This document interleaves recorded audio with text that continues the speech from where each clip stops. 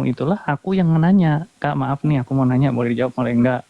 Ini pertanyaan menggelitik nih mewakili netizen. Bener nggak sih kakak disebut dalang? Nah kan kakak udah jelasin waktu itu. Iya. Itu kali pertama tuh. Karena memang sebelum itu nepos tuh udah sering muncul. Cuman kita nggak tahu nepos ini siapa sih. Kita kan nggak ngerti ya. Yang kita tahu tuh pokoknya yang dulu diserang tuh dokter Janet, Mbak Zanza, terus si dokter Andreas. Andreas. Apa artinya? Apa artinya? Nggak tahu juga sampai sekarang bingung. Saya itu ditelepon sama orang-orang yang menurut kubu sana bakal saya segenin kali ya. Banyak banget udah nelpon, udah Kak jangan bersuara. Oh saya bantah semuanya. Pertanyaan saya cuma satu, kalau misalnya si orang ini telepon saya, terus nanti besoknya si ini, terus dia tanya nih, Kak kemarin si ini telepon, iya pertanyaan saya, kontribusi dia melarang hidup saya itu apa di hidup saya. Udah kalau nggak ada kontribusinya di dalam hidup saya nggak usah larang-larang, udah dari situ diem semua. Banyak yang larang saya untuk ngomong, untuk udah kasihan begini begitu, nggak ada. Saya bilang ini bukan masalah apa lagi, karena ini kan kebenaran, bukan karena Reza ya, bukan karena saya benci sama terdakwa, karena saya melihat hancurnya dunia skincare ini gara-gara ini. Gara-gara Betul. ini saya punya nurani juga. Kalau saya semata-mata kesel sama terdakwa, saya juga bisa ngelawan sendiri. Orang ini cuma urusan kataan di sosmed, ya saya katain balik aja lah. Tapi ini kan dia melanggar hukum. Intinya Parah. Kak Fitri itu dianggap hebat gitu ya. Makanya Kak Fitri diserang. Kalau yang gak hebat-hebat mah aman-aman aja. Terus yang aneh itu ya, saking banget ingin menjatuhkan seorang Fitri Salvateru. Sampai mereka, kemarin kan kakak sempat cerita sama kita, kakak di diskusi sama orang Meta kan. Nah, itu tuh mereka nggak percaya Kak. Gak percaya. Ya itu kan nomor telepon saya share. Saya 3 kali kemarin di telepon. Ya itu Tadi pagi dia. aja. Terus Iya. mereka pikir, Host, izin sebentar. Itu kan tadi nyari yang kontra tuh ada Kasil di bawah, coba naikin satu host. Izin kalau boleh. Ya emang saya memang diskusi sama orang Meta, beneran itu. Saya kasih tahu kalau di ini lagi bullying, mereka juga terima kasih Mbak lagi memerangi bullying juga. Terus saya dikasih link-linknya, tolong di-share ini. Terus saya ditawarin gimana Instagram lama, gimana mau dibalikin nggak usah, saya bilang gitu. Karena saya merasa kita itu nggak begitu, dan saya juga nggak mau follower itu kan memang pada saat saya ngebela si terdakwa 5 tahun ini, saya mau punya rumah baru. Saya bilang saya udah senang dengan IG saya yang ini, nggak usah diapa-apain, nggak usah dibalikin juga, saya bilang gitu. Ya memang benar, jadi saya kasih tahu. Nah mereka juga paham, begitu dilihat oh iya ini robot yang ini. Jadi catatan buat Meta, kalau ada report dari Indonesia dilihat lagi tuh, ini apakah di report sama robot-robot ataukah sama orang yang Instagramnya ada gitu. Tapi buat mereka itu sebetulnya insight naik itu ya senang-senang aja, cuman untuk khusus-khusus orang yang speak up tentang bullying didukung gitu loh. Ya mereka mau percaya nggak percaya juga, nggak bodoh amat juga ya. Bodoh amat juga. Bodoh amat juga gitu. Iya, cuman kan saking ininya gitu ya, saking. Mohon maaf ya teman-teman. Mohon maaf ya teman-teman, ini full ya. Ini full ya. Silakan buat Komal sendiri ya teman-teman ya. Ini full. Silakan Bu Dokter Janet, silakan. Iya, jadi gini betul, saya setuju dengan Bang Dedi tadi ya. Jadi ini kan kalau saya sih hanya mengamati ya, karena saya bukan bidangnya hukum, tapi saya hanya mengamati karena kan ini jaksa sudah mengarahnya kan sudah ke TPPU-nya begitu ya. Jadi sementara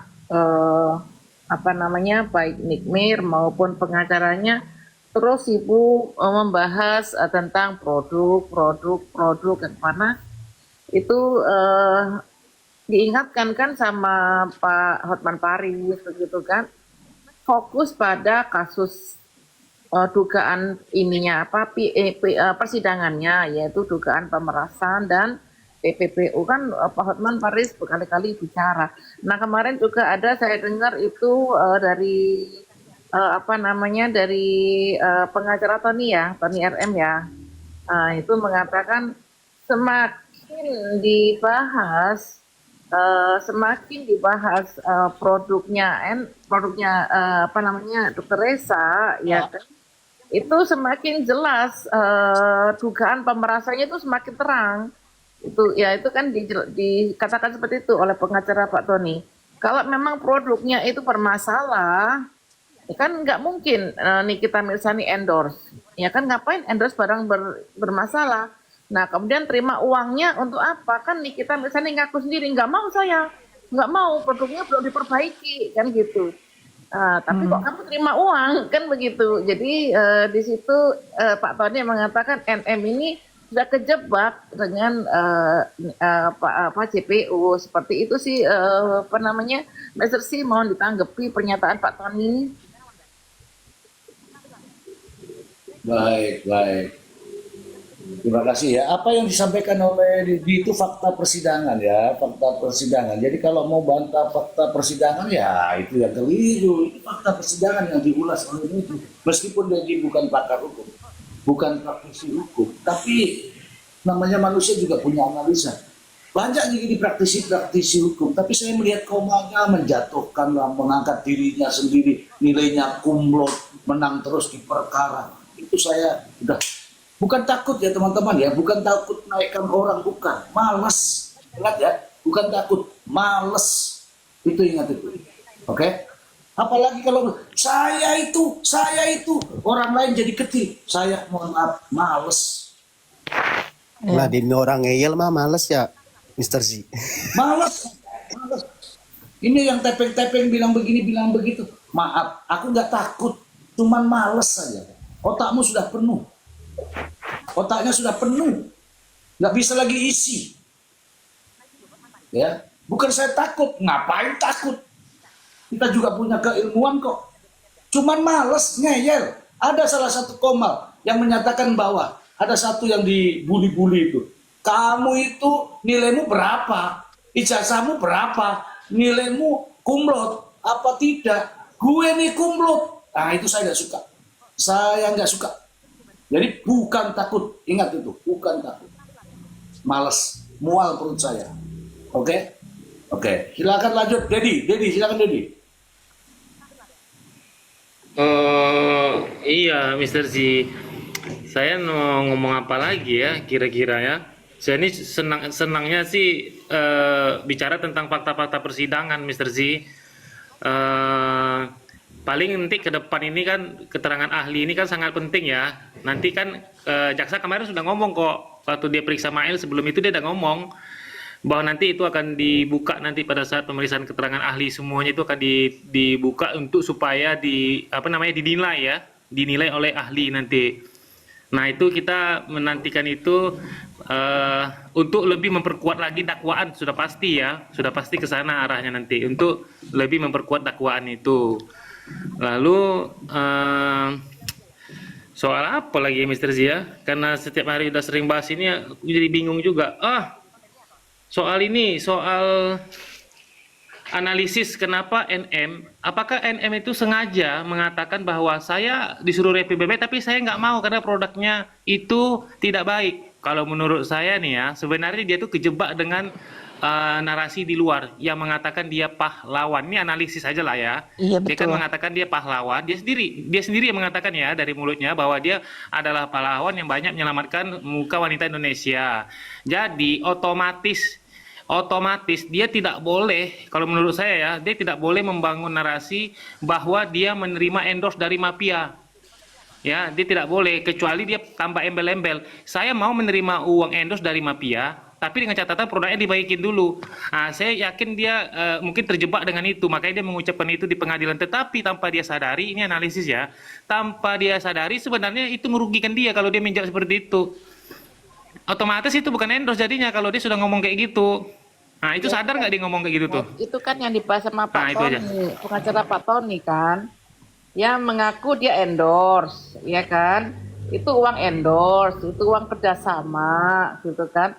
Tetapi dia nggak mau mereview yang baik, malah yang jelek-jelek kan, gitu. Dia nggak mau review yang baik, yang malah yang jelek-jelek kan.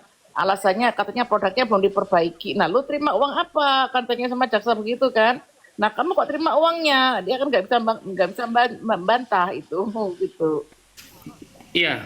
Tapi itu Ibu Bu Dokter Janet, kan harus, kalau saya kan mau kritis, maksud saya gini, apakah dia mengucapkan itu atas dasar kesadaran dia sendiri atau sebenarnya dibuat-buat? Nah, saya menganalisisnya agak lebih dalam. Jangan-jangan dia memang sengaja membuat itu untuk menjaga citra dirinya di luar sana, bahwa dia memang adalah seorang pahlawan. Itu saya menganalisis sampai ke sana. Karena kalau misalnya dia menggunakan bahasa memang untuk mereview baik-baik, habis itu titik di situ kan, nanti orang di luar akan mengatakan lah, berarti kau juga penjahat lah. Kenapa menuduh orang produk orang mafia, tapi ujung-ujungnya di belakang malah kerjasama dengan mafia? Akan begitu kan, logika terbalik jadinya nanti di masyarakat kan. Saya cuma menganalisis itu aja, itu cuma analisa aja. Menurut saya sih masih masuk akal ya. Karena terbukti sampai detik ini akhirnya ketika kita bilang sama pendukung Nikita Mirzani, kenapa kok masa pahlawan menerima uang dari mafia? Nah, orang itu menjawab, lah kan ada syarat katanya, harus baik dulu produknya, itu maksud saya begitu. Silakan lanjut. Wah, itu pernyataan yang bagus. Siapa yang pahlawan? Jadi siapa yang pahlawan? Ya dia memang pahlawan, Mr. C. Harus baik dulu. Pahlawan, Tapi duitnya Mr. udah C. diambil. Pahlawan untuk menyelamatkan KPR rumahnya. KPR. Aduh, KPR, oh KPR. Apes mandiri kan, Bang Mandiri Oke. apes kan. Oke, kita bicara ke fakta persidangan saja. Kita ke fakta persidangan saja dulu. Saya ingin pendapat dari RD Law ini terkait dengan ini terbatas pada saksi ahli ya, saksi ahli yang akan didatangkan minggu depan. Kita akan saksikan bersama-sama.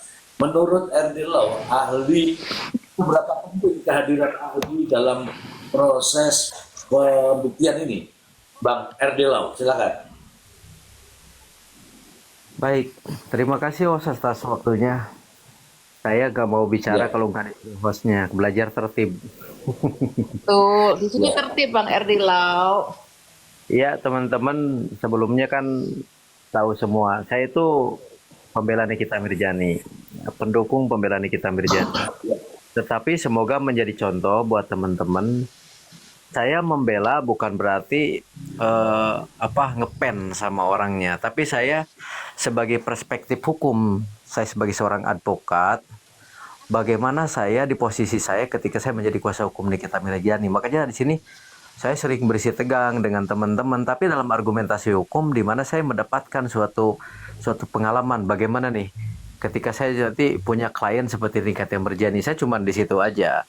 Tapi saya kembali ke pertanyaan host, ketika nanti ada agenda ahli ya. Ahli itu nanti yang akan menganalisa secara keilmuan dia, akademik dan lain sebagainya dari sumpah ya teman-teman. Sebetulnya jangan khawatir, hukum acara ini sudah dibuat netral oleh negara. Jangan pernah berpikir ketika ahlinya itu bayaran, itu kesampingan dulu itu. Karena kalau menurut saya ahli itu netral dan ahli itu disumpah. Yang jadi pertanyaan, dia sudah sekolah sampai doktor misalkan kan gitu, atau profesor, dia dijadikan ahli. Mana mungkin seluruh hidupnya dia tergiur dengan bayaran sehingga dia bukan di dunia lagi. Ini sumpahnya menurut kepercayaan masing-masing, di bawah kitab suci masing-masing. Jadi spiritnya kita percayakan kepada ahli ya gitu. Kalau ahli mengatakan di muka persidangan, itulah yang akan nanti dipertimbangkan oleh majelis. Nah, seberapa penting ahli di dalam penegakan hukum itu masuk di dalam KUHP 184 ya. 183 184 itu mendukung tuh adanya ahli. Karena apa? Ahli ini menjadi bukti pembanding, sarana untuk mengekualkan persidangan ini secara netral. Contoh misalkan begini, nanti akan diurai teman-teman, prasa demi prasa, adakah kata-kata yang memasuk unsur ancaman, unsur pemerasan, ya kan, unsur bujuk rayu, unsur tipu muslihat, itu semuanya diurai nanti sama ahli. Kalau ternyata menurut ahli, contoh sepertinya begini, boleh ya Was ya menganalogikakan ya, karena juga saya sering bersidang di pengadilan. Hakim bertanya, menurut ahli atau jaksa penuntut umum, menurut ahli, adanya percakapan dari Mail yang mengatakan begini gitu kan. Menurut saudara ini menguatkan nggak ada unsur pengancaman? Nanti ahli akan menjelaskan dalam perspektif pengetahuan Duya, apakah kata-kata ini linier dengan pasal tersebut, atau bahkan mungkin mengatakan ini masih sumir. Karena menurut bahasa yang benar itu begini kan gitu. Jadi seru nih sidang nanti menentukan arah persidangan ini menjadi terang benerangi suatu peristiwa hukum. Nah, nanti ketika kita komplain dengan apa yang disampaikan oleh ahli gitu kan, sah-sah saja.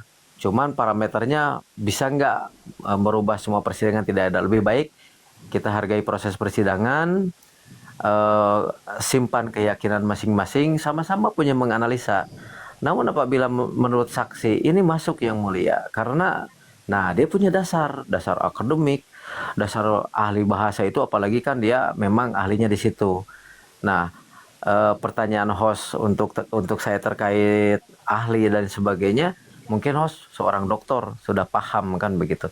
Tetapi lebih substansi pertanyaan yang mengarah kepada materi pokok persidangan, mungkin saya belum bisa menjawab karena hostnya bertanya seberapa penting ahli dalam proses persidangan, diatur oleh KUHAP. Bahkan ahli itu satu bagian penegakan hukum di pengadilan ketika memang kita mau melihat sejauh mana hukum acara ini berjalan, ya memang harus menjadi pembanding. Tapi mudah-mudahan nanti ahli yang dihadirkan itu ahli yang netral, ahli yang patuh kepada sumpahnya, tidak ada unsur manipulatif, dan dia menyampaikannya mudah dimengerti oleh seluruh rakyat Indonesia, sehingga kita menemukan suatu peradilan yang fair, yang memang dibenarkan oleh hukum acara. Begitu host, kira-kira host. Wah, tepuk tangan teman-teman, luar biasa ini. Jadi begini teman-teman ya, saya menambahkan sedikit bahwa kesaksian ahli atau keterangan ahli itu adalah alat bukti. Maka layak hakim untuk mempertimbangkan apakah bisa meyakinkan hakim dengan keterangan-keterangannya dalam persidangan atau tidak.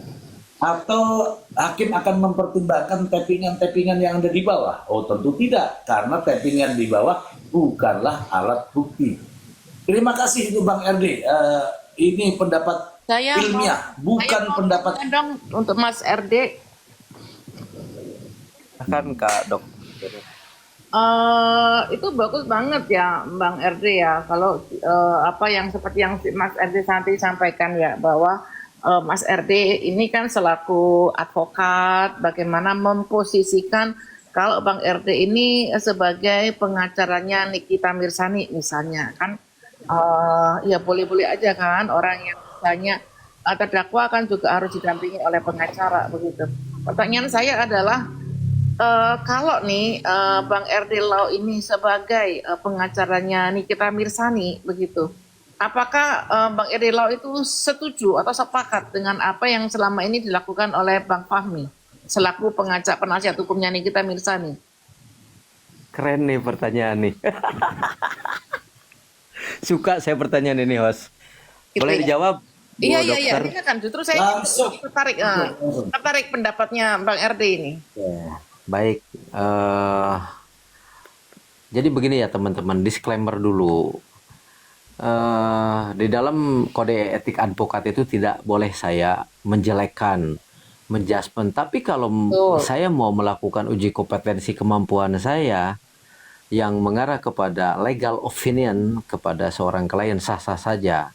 Ya, jadi kalau ketika saya tidak sependapat dengan yang dilakukan oleh Bang Fahmi, ya jangan kalian baper.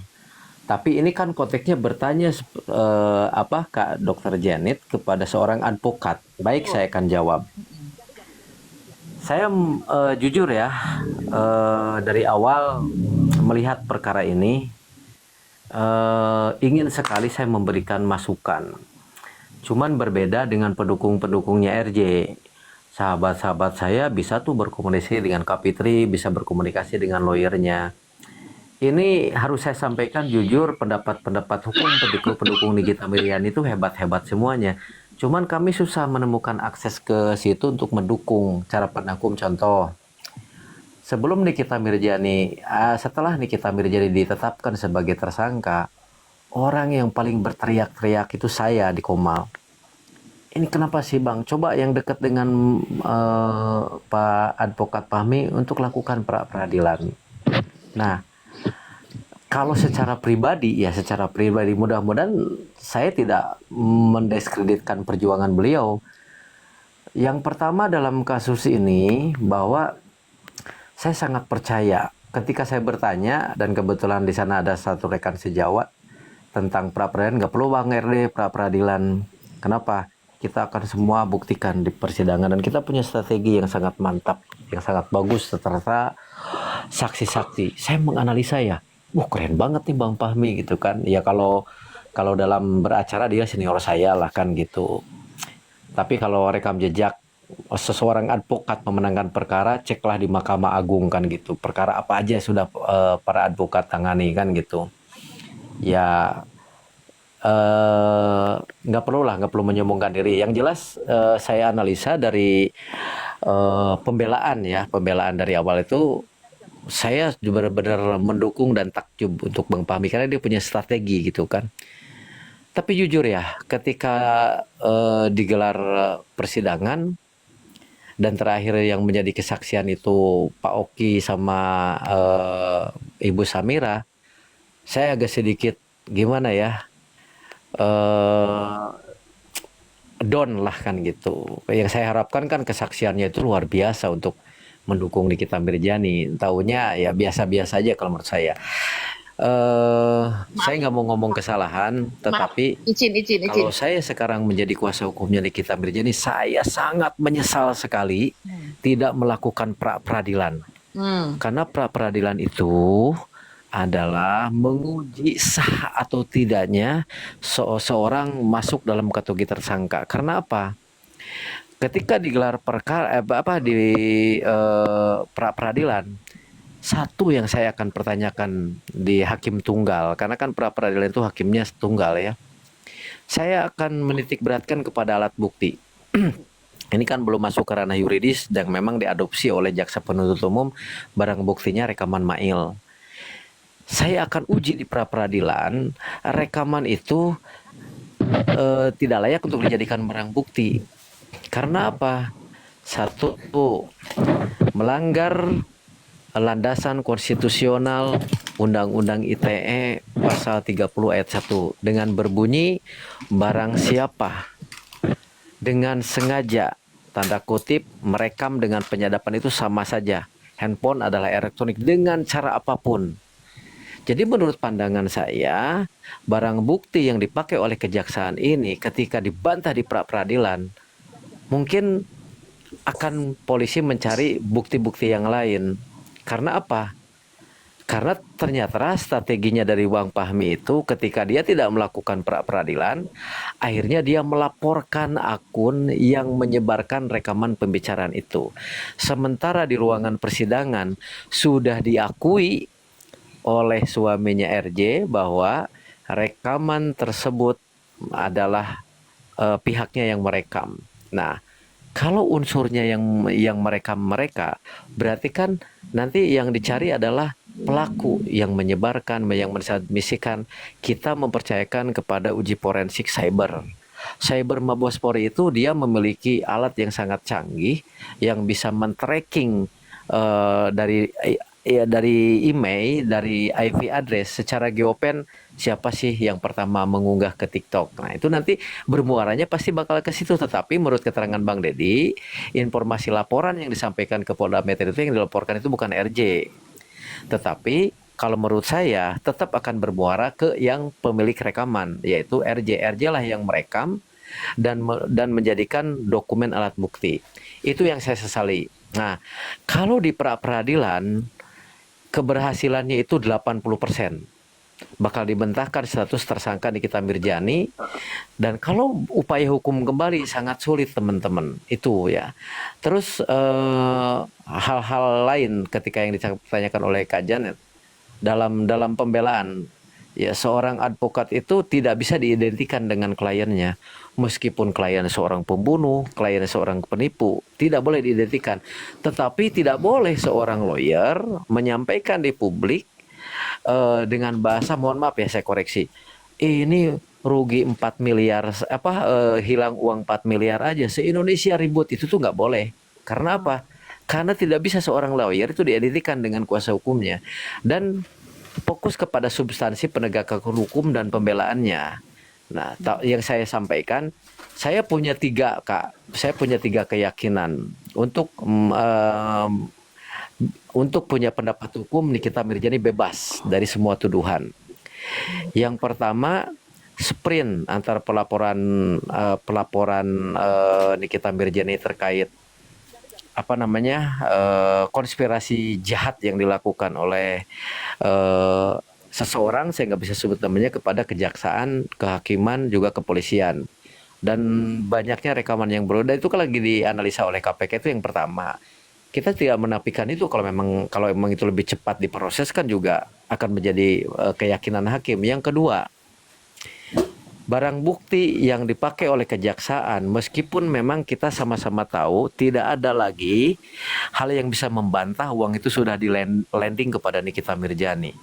Kalau saya sebagai praktisi hukum, ketika ada proses hukum yang memang diusahakan oleh Bang Fahmi terkait pasal 30 ayat 1 merekam tanpa hak, itu kalau menurut saya nih ya, nanti perdebatannya panjang, tapi kalau menurut saya kurang linier dengan alat bukti yang sungguh-sungguhnya. Alat bukti boleh saja jaksa memakai rekaman tersebut karena memang dia penegak hukum.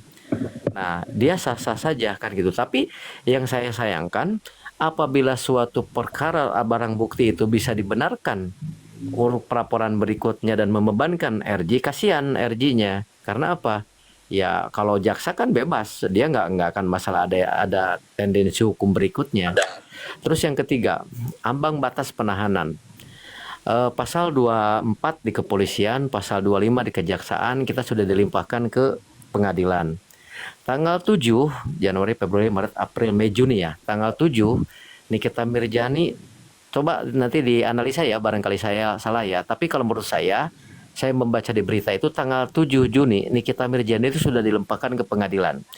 Juni, Juli, Agustus, menurut pasal 26 ayat 1 dan ayat 2, ambang batas penahanan seorang terdakwa itu 90 hari. Kalau seandainya kita mempertimbangkan masa persidangan, ini tinggal 21 hari lagi teman-teman. Kalau Jakarta Selatan sesuai KUHP pasal 26 mensidangkan perkara ini lebih memiliki keyakinan seminggu sekali lah kan gitu. Ini kasus Nikita Mirjani nggak akan selesai. Maka sesuai KUHP, hukum acara pidana pasal 26 tadi, Nikita Mirjani harus bebaskan secara hukum kepatutan patuh kepada hukum acara. Tetapi ada di pasal 27 yang menjadi kewenangan pengadilan tinggi, ya kan? Di situ boleh majelis mengajukan perpanjangan penahanan selama 30 hari, itu pun kalau disetujui oleh pengadilan tinggi, dan di situ diberikan kesempatan 30 hari berikutnya dengan satu alasan, kasusnya sulit gitu kan. Nah, Pak Dokter izin, makanya sebagai seorang advokat, saya melihat kasus ini nggak sulit-sulit amat kan gitu. Banyak kasus pembunuhan yang melibatkan tersangkanya banyak, saksinya bisa banyak gitu kan, sampai berpuluh-puluh beratus saksinya. Itu tidak pernah tuh pengadilan, Sambo aja kan tidak pernah itu memakai pasal 27. Nah, boleh kan teman-teman kita berbeda pandangan. Kalau saya posisinya, saya memposisikan diri sebagai seorang advokat. Apabila Nikita Mirjani itu sebagai seorang klien saya saya harus membela hak hukum dia kan gitu. Jadi di sini kita bagaimana caranya kita bisa menerapkan suatu falsafah devil advocate. Saya menguji keabsahan argumentasi Kak Fitri, host Bang Dedi, saya pun lawan, tapi argumentasinya yang sehat sesuai dengan fakta hukum dan keilmuan yang saya miliki sehingga menjadi nilai pembanding ketika pertaruhan di Kita Mirjani ini akan seperti apa. Nah, baru kan nanti akan ada diskusi-diskusi yang bermanfaat ke depannya sehingga memberikan hasanah keilmuan buat kita semuanya juga netizen yang menonton. Sekian Kak jawaban dari saya. Terima kasih. Setuju. Setuju. Jadi cuman yang saya ingin tanyakan pertama, tadi Bang Erde mengatakan kecewa dengan kesaksian DRO dengan DRS itu dalam hal apa? Itu yang pertama. Terus katanya nggak sesuai dengan harapan dari ini. Yang diharapkan dari Bang RD ini seperti apa kesaksian mereka berdua? Itu yang kedua. Yang ketiga, sepertinya selama ini jaksa baru membacakan chat WA ya. Seperti itu, chat WA yang di pengadilan tuh kayaknya dakwaannya berdasarkan lab forensik dari chat WA. Sepertinya begitu. Nah, gimana tanggapan Bang RT ini? Yang nomor 3 nanti ya saya jawab. Oke. Saya jawab yang poin penting aja. Saya melihat perkara ini ada celah kesaksian dari orang yang sangat dekat dengan Nikita Mirjani untuk mementahkan apa yang tertuang di dalam pasal 368 pemerasan. Nah, karena saya melihat awal kasus ini kan ada kesepakatan endorse. Menurut informasi ini kan gitu bahwa Nikita Mirjani menyampaikan saya profesional aja dan dia sudah barbar kan mengakui bahwa ini pekerjaan dia kan gitu. Oh iya. Kalau pekerjaan dia, dari dulu dia tidak bermasalah hukum. Nah, sekarang mungkin dia punya permasalahan hukum. Maksud saya, Kak, ketika yang saya harapkan Doktip sama Dr. Oki untuk masuk di ruangan persidangan, untuk menyampaikan kesaksian itu yang memperkuat KUHP Perdata 1338-1320 tentang kesepakatan. Ya, nah contoh begini. Yang saya harapkan ya, Dr. Oki itu izin yang mulia, saya adalah orang yang dekat dengan terdakwa dan saya memiliki dokumen pembicaraan juga kesepakatan. Contoh bunyinya begini. Saya menyaksikan, nah kalau saya menyaksikan dia sudah jadi alat bukti tuh, ya kan? Saya menyaksikan adanya penyampaian dari RJ ke Nikita Mirjani, saya sebagai saksi dengan bahasa, oke Kak, lupakanlah percakapan Mail kemarin, tetapi saya minta bantuan sama kakak untuk mereview produk saya dan yang uang 4 miliar itu anggaplah bayaran endorse saya dan kita sepakat ya tidak akan ada hal-hal yang lain bahwa kita itu bersahabat, kita itu bersaudara gitu. Ada aja kesepakatan yang disampaikan oleh RJ dan Dr. Oki contohnya memiliki barang bukti tersebut. Sudahlah, selesailah 368-nya mana bisa masuk kan gitu. Itulah yang saya harapkan. Tapi pas di muka persidangan itu dia hanya menyampaikan poin-poinnya di mana dia sebagai jembatan komunikasi antara RJ dengan NM. Nah, yang saya harapkan itu. Tetapi ya sudahlah, memang itu tidak terbukti harapan saya, Kak. Begitu kira-kira, Kak. Nah, apa selama ini nggak diarahkan oleh penasihat dari mereka gitu? Apa aja Kak kira-kira?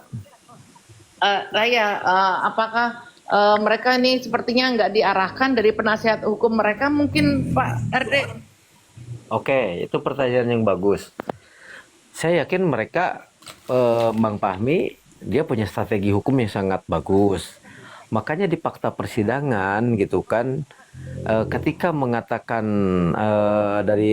menjawab pertanyaan-pertanyaan jaksa penuntut umum itu saya yakin mereka sudah di grand design, sudah di coaching. Makanya saya menghargai apa yang sudah terjadi pengkondisian itu memang halayaknya sebagai penasihat hukum memberikan nasihat hukum.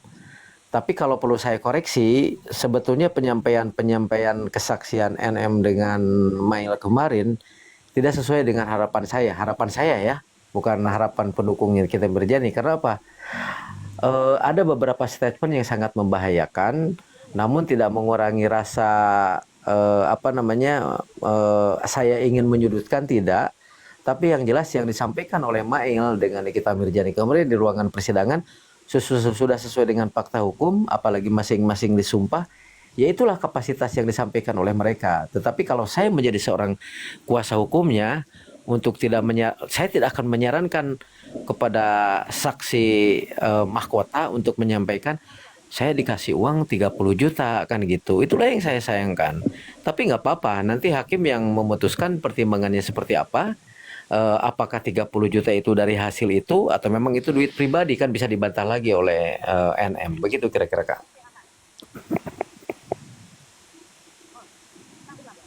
Karena mungkin sebenarnya baik DRO maupun DRS ataupun Mail mungkin tidak bisa membantah apa yang dibacakan dari jaksa penuntut umum kali, Bang DRRD.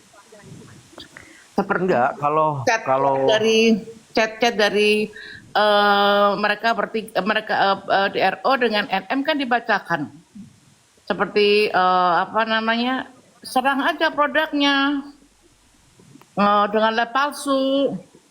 Nah itu kan mereka nggak terbantahkan itu. Iya, kalau kita mau merujuk kepada dakwaan, maka surat dakwaan itu sudah final dibuat oleh jaksa penuntut umum mewakili negara memang untuk menekan terdakwa sekeras mungkin. Tetapi kan hak dari saksi juga hak dari terdakwa untuk membantah itu semua. Contoh begini, dalam halnya pemerasan yang dilakukan oleh terdakwa kepada RG kan gitu. Apakah itu sudah absolut masuk unsur pemerasan? Iya, kalau terdakwa kalau dakwaan dari jaksa penuntut umum memang sudah linear, sudah masuk.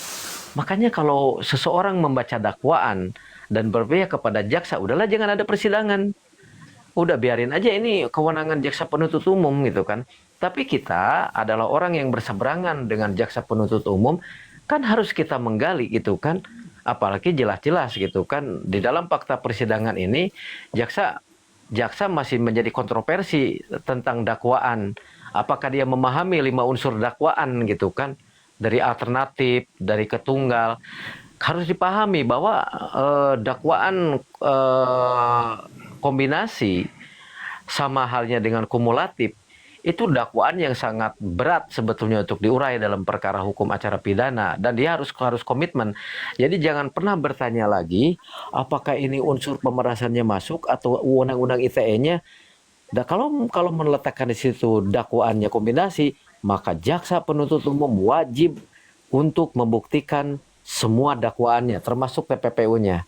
Nah sekarang kalau misalkan TPPU-nya nggak masuk, apa konsekuensinya? Nanti kita tanyakan sama Pak Dokter. Kalau misalkan apa yang dituduhkan dengan TPPU-nya, ternyata itu adalah tuduhan yang memang dilakukan oleh jaksa penuntut, apa tidak ada konsekuensi hukumnya? Apakah hakim juga tidak akan tergerak hati nuraninya untuk mempertimbangkan perkara ini untuk ditolak semua dakwaannya? Karena syarat hakim untuk menolak dakwaannya, dakwaan yang tidak terperinci, dakwaan yang tidak eksplisit, dakwaan yang melanggar norma-norma hukum acara menurut pandangan hakim, karena kan berbeda konteksnya. Kalau jaksa sah-sah saja di situ tercatat signatur donasi hombing sarjana hukum, di situ menyusun dakwaan, bisa atau tidaknya kan banyak ahli hukum, termasuk nanti ahli hukum akan dipertanyakan di situ Kak. Oke. Nah gimana Mas Tosi, pertanyaan dari Mas Erdilo tadi? Oke, ini menarik ya teman-teman. Saya menggunakan bahasa yang sederhana ya, supaya teman-teman di bawah juga ikut paham ya. Seperti tadi disampaikan oleh Erdilo bahwa ini perkara mudah ya, perkara mudah. Sapa dulu dong, sapa dulu saya sama Maxi. Mau disapa-sapa, sebel banget deh. Bukan, katanya sakit Abah. Makanya saya supaya sembuh diamkan. Sapa dulu dong. Tenang. Sapa dulu dong. Kita kan kangen disapa dong, ya kan? Dia begitu. Oke teman-teman. Saya sapa semua dulu ya. Ada Abah di sini ya, ada celoteh Abah, ada Bu Ani official. Selamat malam. Kedatangan juga dari teman kita Bang Maksi. Selamat malam Bang Maksi. Ya. Malam. Assalamualaikum. Saya terlalu bernafsu. Mohon maaf ya teman-teman ya, mohon maaf. Ini kesalahan saya sebagai manusia. Itu begitu caranya. Kalau salah ngakuin aja salah. Tapi kan Itu kesalahan saya. Kalau artinya lagi bicara soalnya tadi kan nggak ini nggak di Kita paham Mister, karena tadi ada yang lagi berstatement, jadi biarkan dulu gitu. Monggo. Iya betul. Ini saya tadi terlalu nafsu. Mohon maaf ya, saya jika salah. Nah itu baru jantan ya. Oke, saya kembali lagi ke tadi. Pendapat Bang RD di awal ya, di awal. Kalau terusnya itu simple ya. Begini, Bang RD mengatakan bahwa ini perkara mudah. Ya, iya perkara mudah.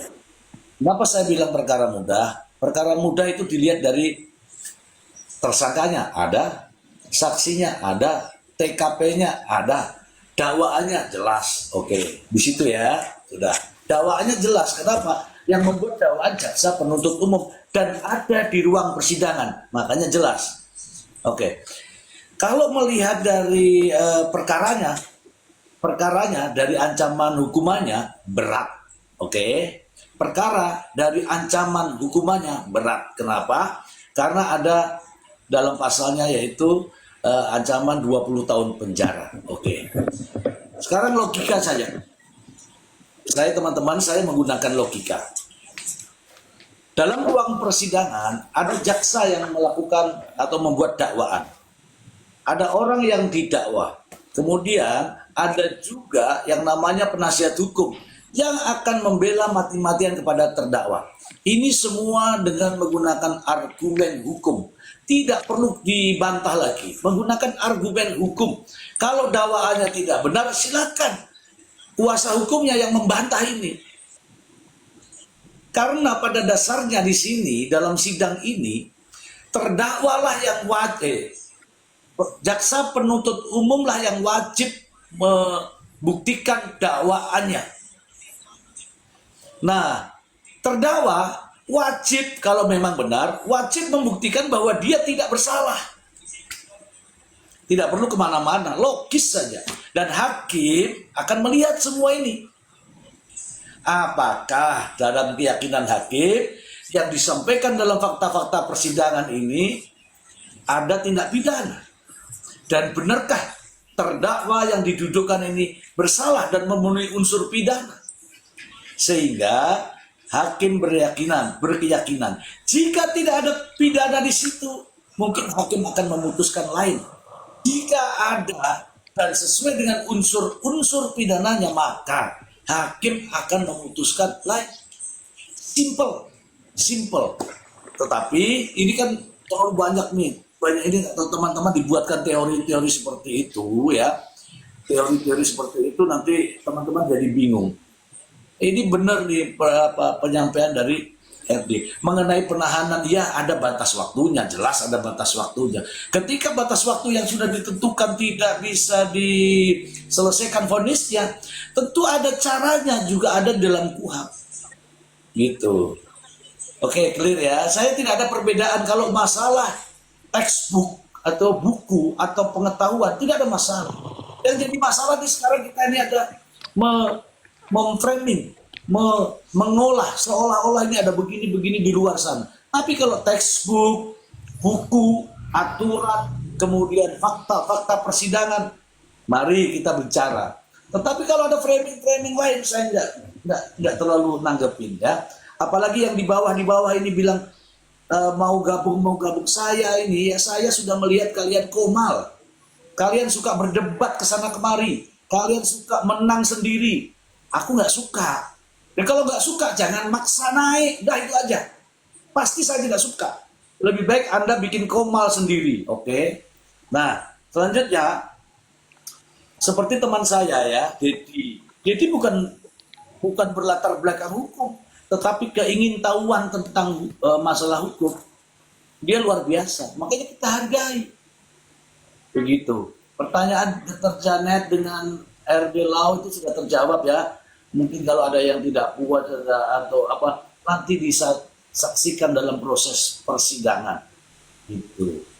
Oke, teman-teman silakan saya berikan waktu 10 menit untuk Abah. Wih, nanti Apa kalau curang Abah? Harusnya aku jujur Bah.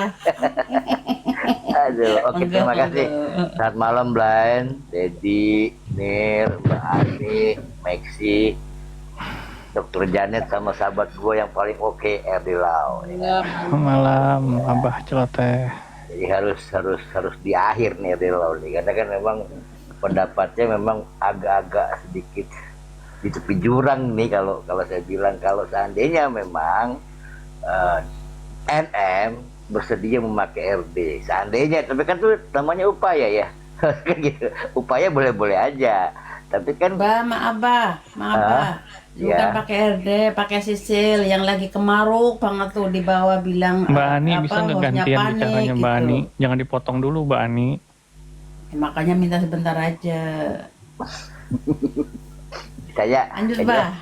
Saya nggak mau ngomentarin orang, tapi saya hanya ngomentarin orang yang ada di samping saya, ya kan gitu kan. Saya juga nggak. Jadi begini, RD, saya sih sependapat saja dengan pandangan hukumnya RD, ya dari A sampai Z tadi.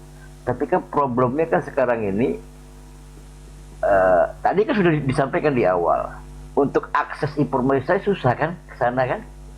Jadi saya pikir memang ya layaklah kalau sebagai seorang profesional RD punya tipe yang bisa atau mampu meng-create dirinya sambil belajar, sambil memahami, sambil mencari tahu dan kemudian menambah ilmunya RD sendiri kan dalam berbagai macam case misalnya gitu kan. Itu wajar buat saya. Tapi kalau dalam sebuah teori kemenangan yang akan diberikan sama NM, saya pikir belum tentu juga. Karena tadi sudah dibatas sendiri kan, faktanya uang sudah dipegang. Jadi apapun alasannya, uang sudah dipegang gitu kan. Mau jungkir balik pun ditambah dengan bukti chat, itu kan sudah tertuang di dalam fakta persidangan. Tidak harus orang itu menjadi pengacara. Nah, ini saya tekankan juga. Orang yang bodoh pun kalau sudah melihat kasus ini akan jadi pintar kok. Akan jadi pintar. Kenapa? Karena sudah diurai dengan jelas di fakta persidangan. Ya, kita tidak akan berdebat soal substansi kasusnya, karena buat kita substansi kasus itu hanya dimiliki oleh PH-nya dan kemudian bertarung di peradilan, bukan di Komal, kan begitu aja, simpel dari awalnya begitu ngomongnya. Nah, tinggal kemudian substansi yang akan kita berdebatkan soal fakta pengadilan. Makanya Bang Maxi, lalu Dr. Emran, lalu Mbak Fitri dan sebagainya kan mengurai berbagai macam hal yang kira-kira ya kan bisa diprediksi atau bisa dilakukan atau sudah dilakukan. Nah, persoalan kemudian target dan tujuannya kan masing-masing beda nih. Di sini nih orang bilang pendukung RJ, nggak juga. Kenapa? Ya karena di sini hanya melihat tentang fakta kebenaran, hanya melihat tentang fakta persidangan. Nggak peduli mau NM yang menang atau RJ yang menang, tapi kita melihat fakta persidangan. Nah, ketika sudah ada fakta persidangan, maka sudah merujuk pada siapa yang harus dimenangkan, siapa yang akan menang. Itu pendapat saya pertama untuk nyambungin ke Mas RD lah, Kang RD ini kan partner saya juga nih, guru saya lah, saya ikutin dia aja lah, ya kan. Nah, terus kalau untuk ke depan nih saya tetap yakin sih, ya saksi mau saksi ahli, gak usah 3, ya Bang Maksi. Saya kasih 2 saja, ini saksi ini itu akan bisa membuat kesimpulan bagi hakim kok. Saya yakin itu. Saya memprediksi 2 saja saksi yang dihadirkan oleh JP. Gak usah 3 lah, sesuai dengan teori. 2 saja atau 1 saja itu akan mampu membuat hakim meyakini ada perbuatan melawan hukum di sana, ada pemerasan di sana, dan itu akan menambah keyakinan hakim untuk memutuskan tok. Wow, udah itu aja. Gak usah panjang-panjang, Mr. G. Saya suka mendengarkan saya sekarang ini. Gitu. Makasih, Mr. G. Makasih. Ke teman-teman, ke Bu Ani dulu ya. Silakan Bu Ani. Oke, Assalamualaikum, selamat malam. Waalaikumsalam. Saya akan bertanya sama Bang RD lo ya tentang rekaman ya. RG merekam percakapan mereka. Kalau menurut ilmu yang saya baca itu perekaman di dalam percakapan kedua pihak itu ada punya hak masing-masing 50%. Dan Bang Erdelo itu mengatakan ini penyadapan. Kalau saya pelajari penyadapan itu bukan perekaman. Penyadapan itu ada alat lain yang digunakan untuk merekam. Kalau ini perekaman, dan perekaman itu dilakukan untuk menjadikan bukti karena akan mereka sudah punya indikasi bahwa akan ada perbuatan melawan hukum, akan ada perbuatan menekan mereka. Maka dari itu mereka mencari bukti agar bisa menjadi barang bukti untuk menjadi pelaporan. Dan itu kalau menurut, karena Bang Erdelo kan pengacara, kita bukan pengacara, jadi menurut pandangan saya, menurut ilmu yang saya baca, itu sah-sah saja, kecuali merekam percakapan, disebarkan luaskan, itu memang melanggar hukum. Tapi ini digunakan untuk jadikan bukti. Kalau misalnya kita mau merekam, mau dijadikan barang bukti, terus minta izin, oh Nikita Mirzani, boleh saya rekam percakapan kita, akan saya jadikan alat bukti untuk melaporkan lu. Adakah diizinkan, Bang? Ya kan?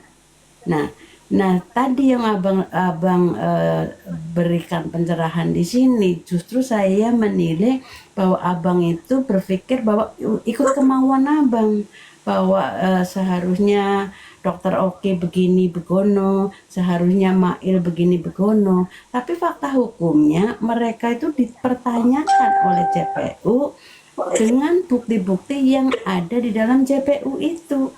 Jadi mereka tidak bisa menghindari pertanyaan itu. Bahkan di situ Dokter O mengatakan bahwa Reza Gladys tidak pernah menawarkan uang. Memang ingin ada pertemuan. Tapi menurut pengetahuan informasi yang saya dapatkan, bahwa pertemuan itu ingin mengkonfirmasi hasil-hasil reviewnya. Kok beda dengan review yang mereka punya, karena mereka seorang dokter. Nah, mau tanya, dari mana hasil review yang dia dapatkan? Begitu juga dengan Dokter Dokpeng, ingin bertemu, ingin mengklarifikasi bagaimana reviewnya kok berbeda. Jadi bukan mau ngasih duit, bukan mau menutup mulut, semenurut pengetahuan yang saya ketahui. Jadi mau bertanya, mau klarifikasi, bukan mau menutup mulut. Justru di saat RG mau bertemu dengan si Nikita Mirzani, si Mail justru mengatakan bahwa kalau pertemuan tidak ada hasilnya, forward. Nah, di dalam persidangan nih kita Mirzani katanya kalau bertemu misalnya tidak mendapatkan keuntungan, tidak dibayar, nggak mau bertemu. Mahal sekali harganya, sampai 4M untuk ketemu seorang Nikita Mirzani. Kalau ada kesepakatan, nah di situ yang harus dibuktikan kesepakatan itu. Apakah endorsement, apakah sumbangan, apakah kerjasama. Nah itu yang tinggal dibuktikan. Antaranya endorsement atau sumbangan dan lain sebagainya. Jadi yang kita lihat di kasus ini, framing, fitnah, hoax yang dipelajari oleh para pendukungnya. Ini ngeri karena terlalu negatif untuk masyarakat ke depannya. Monggo silakan kalau ada kesalahan, mohon maaf, lanjutkan ke hostnya. Makasih host. Silakan langsung ditanggapi Bang RD. Baik. Kak Ami, saya sedikit memberikan pesan motivasi. Di dalam diskusi itu, how to make the axiology. Bagaimana mencari nilai aksiometism. Agak aksiometis kalau menurut saya. Begini kami, jangan pernah memframing saya seorang advokat ketika kok Dr. Oki maunya Erdelo tuh begini. Nggak begitu, itu pandangan hukum saya. Harus dibedakan mana pandangan hukum saya. Saya di sini tidak ada kepentingan kok. Oke, lupakan itu. Cuma saya akan ke nilainya. Apakah sah seorang Erdelo menyatakan hal yang berbeda pandangan sah. Sebelum ke Mbak Ami, saya ke Abah. Bah, kalau kita mau melihat proses persidangan, apakah penting kita diskusi ini? Penting, Bah. Kita sebagai penasehat hukum berbaur dengan netizen, berbaur dengan masyarakat, kita sama-sama bisa mengasah logika di sini. Dan saya pun di sini kan tidak pernah merendahkan siapapun. Saya menerima pendapat, bahkan kan seorang Bang Deddy aja yang notabene bukan seorang advokat, analisanya dia lebih hebat kok dari banyak advokat yang memang tidak paham dalam ilmu komunikasi. Apresiasinya begitu, makin diasah makin bagus. Oke, saya jawab kami terkait perekaman. Saya tidak mau menjawab kata saya. Langsung teman-teman silahkan googling perekaman itu persamaan kata dengan penyadapan. Dan tidak ada pasal yang mengatakan di situ 50-50. Yang namanya RG, menurut individu Nikita Mirjani, dia adalah orang lain. Ya. Dan ketika seseorang merekam WhatsApp misalkan ya, WhatsApp itu kan setahu saya tidak ada yang bisa ngerekam terkecuali GSM. GSM bisa auto record tuh di menu ada tuh. Tapi kalau WhatsApp biasanya yang handphone yang satu sedang mengobrol dengan NM, yang satu sedang merekam, ya kan? Nah, itulah di situ yang dijadikan alat bukti hasil dari percakapan tersebut dan dijadikan alat bukti. Yang saya pertanyakan adalah kok bisa ya hasil perekaman penyadapan dijadikan alat bukti? Oh, udah terjawab tuh. Sah-sah saja. Karena apa? Penegak hukum boleh untuk penegakan hukum, kata Mr. Bland. Nah, saya kan cari uji pembanding juga. Ketika perekaman percakapan dijadikan barang bukti oleh jaksa penuntut umum atau kepolisian, sah-sah saja karena dia penegak hukum. Tetapi kan boleh kita menyampaikan ke publik, atau saya menerjemahkan perasa pasal 30 ayat 1, di situ jelas barang siapa dilarang untuk melakukan penyadapan, perekaman, alat elektronika, ya kan, dengan cara apapun. Coba jawab dulu di situ. Tapi begini Mbak Ami, ini kan permasalahan sudah masuk ke ranah yuridis, ya kan, dan sudah dibuktikan oleh peradilan rekaman itu sah. Kita sepakat dulu begitu. Nah, sah kan begitu.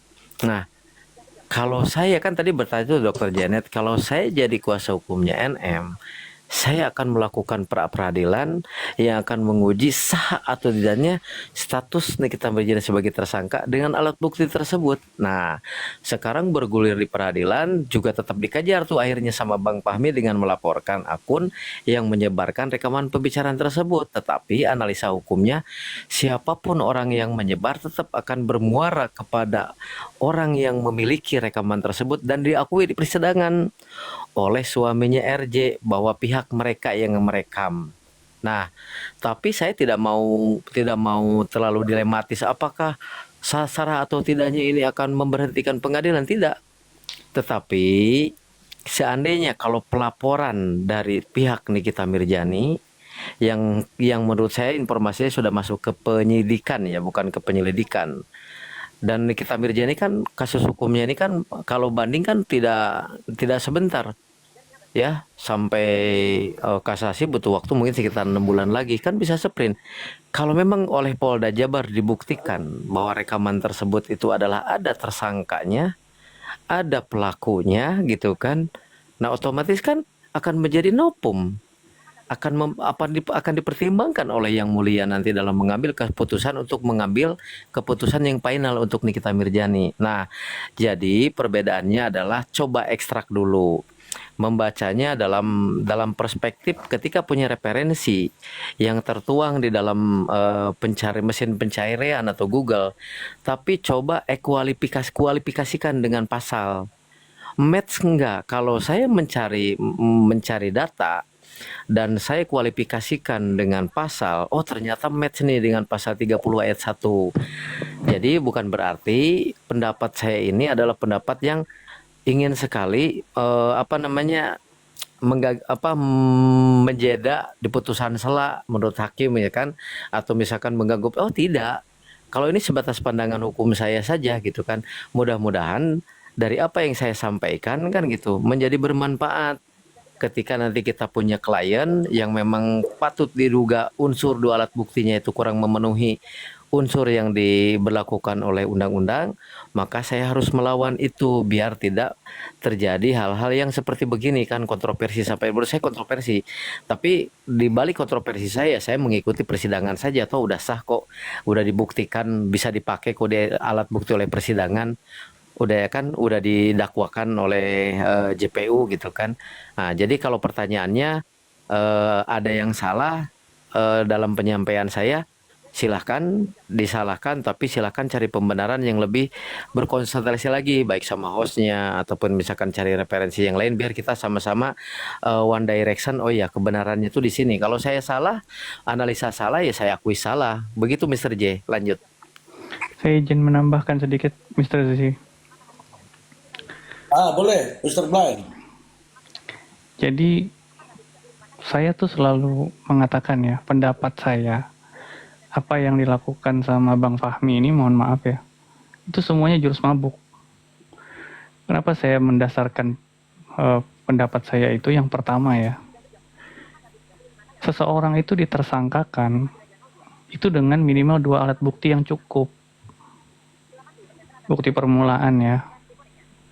Nah, pada saat Dr. Reza Gladys melaporkan, itu buktinya yang disertakan bukti percakapan, bukti transfer. Ya. Artinya, walaupun digugat itu rekaman, masih ada bukti lain.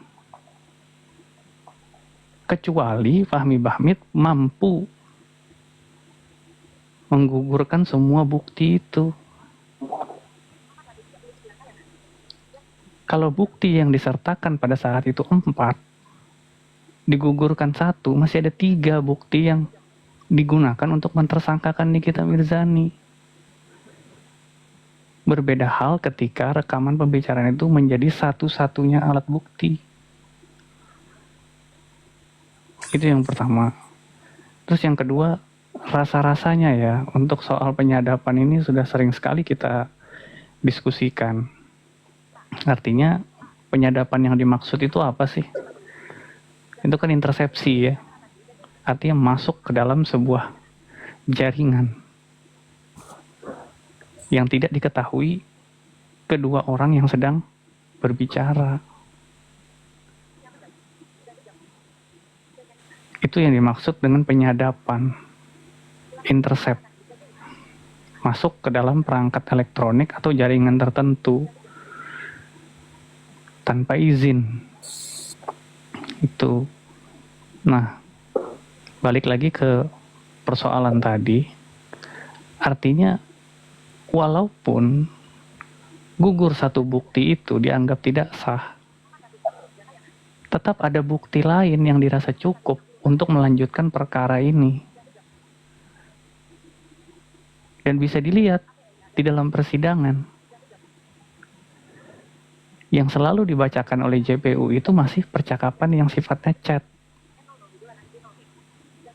Karena pada sesungguhnya ya, bisa juga dilihat di dakwaan di SIPP, itu ada percakapan yang sengaja di-bold tulisannya oleh jaksa untuk menunjukkan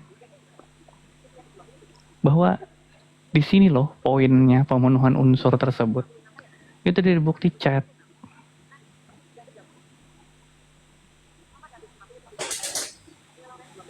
Jadi apa yang terjadi dalam pembicaraan itu hanya mempertelas dan mempertebal aja sebenarnya. Tapi dalam satu rangkaian peristiwanya, pengancaman dan pemaksaan itu tertulis. Contoh yang dia akan mengatakan, ini kita akan speak up, harus transfer hari ini.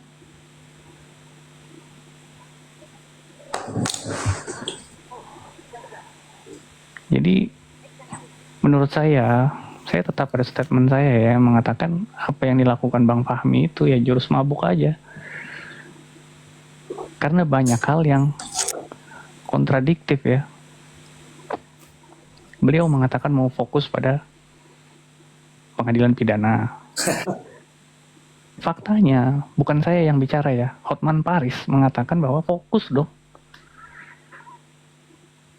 Kalau dia fokus dari awal, nggak mungkin Hotman Paris bicara seperti itu.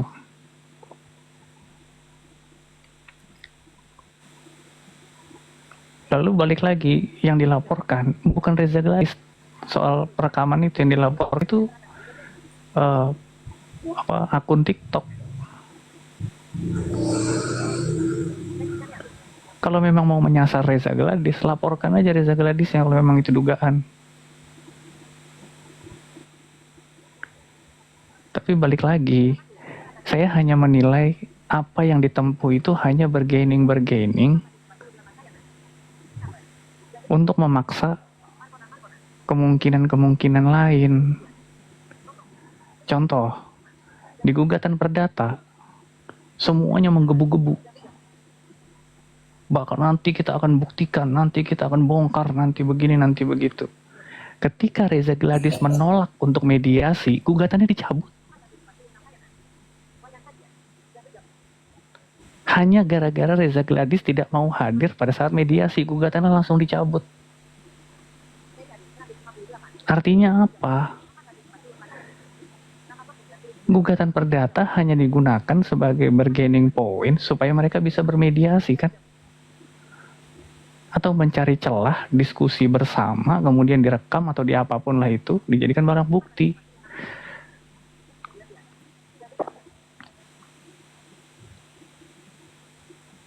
Perdebatan ini, apa yang terjadi di ruang sidang itu, ya, itu harusnya sudah terjadi pada saat penyidikan. Bagaimana ketika Nikita Mirzani dan Ismail dimintai keterangan? Kalau memang membantah, itu endorse, Pak. Ini endorse, Pak. Ini bukan pemerasan, ini buktinya. Itu saat penyidikan aja, sudah bisa dibuktikan seharusnya. Masih kurang puas, bikin gelar perkara, hadirkan saksi, hadirkan ahli, beberkan bukti. Gelar perkara itu kan salah satu simulasi sebelum kita ke pengadilan beneran. Itu hak kita tuh. Saya mengajukan gelar perkara, Pak. Kalau perlu gelar perkara khusus sekalian, nggak apa-apa. Kita adu bukti di situ. Bisa kok. Tapi kalau sampai perkara ini bisa naik ke P21 kemudian disidangkan, artinya selama penyidikan tidak ada bantahan atau tidak mampu memberikan keterangan yang membantah. Artinya penyidik pada saat melakukan penyidikan berkeyakinan unsurnya terpenuhi.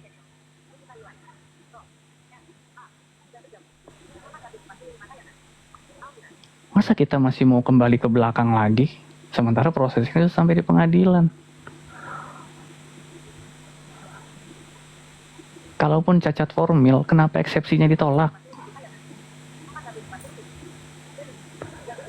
Kurang apa Fahmi Bahmid mengatakan bahwa ini error in subjecto.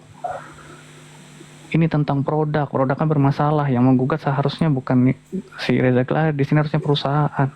Ditolak. Masih ingin menggeser lagi bahwa ini error in subjecto, nggak bisa, kan terbantah.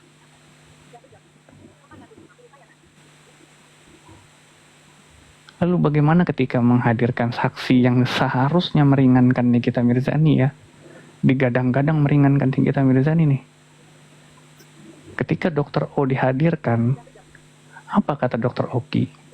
Menurut Nikita Mirzani ini endorse. Bukan dia yang bilang, menurut Nikita Mirzani katanya. Artinya apa? Itu sama sekali tidak menolong Nikita Mirzani.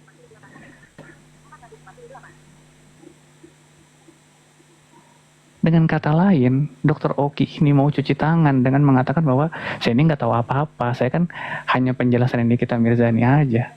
Dengan mudahnya dia mengatakan begitu, berarti mainstreanya ada di Nikita Mirzani. Kelar barang ini tuan.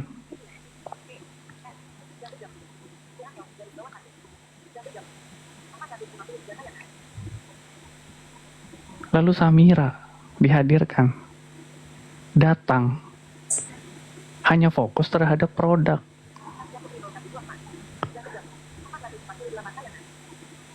Menjelaskan produknya begini, begitu, sampai dia seolah-olah menjadi ahli di situ. Apa manfaatnya terhadap Nikita Mirzani kehadirannya Samira?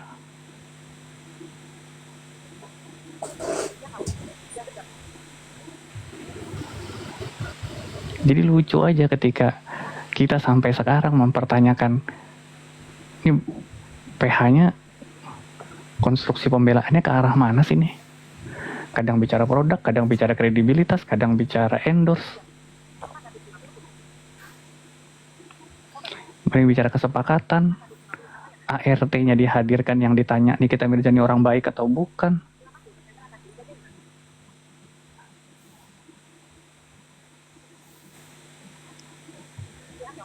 Saksi bank dihadirkan, banknya mau disomasi. Gimana ceritanya ini? Jadi proses ini sudah berjalan. Tapi perdebatan di Komal-Komal masih di belakang. Termasuk Bang Fahmi juga sih.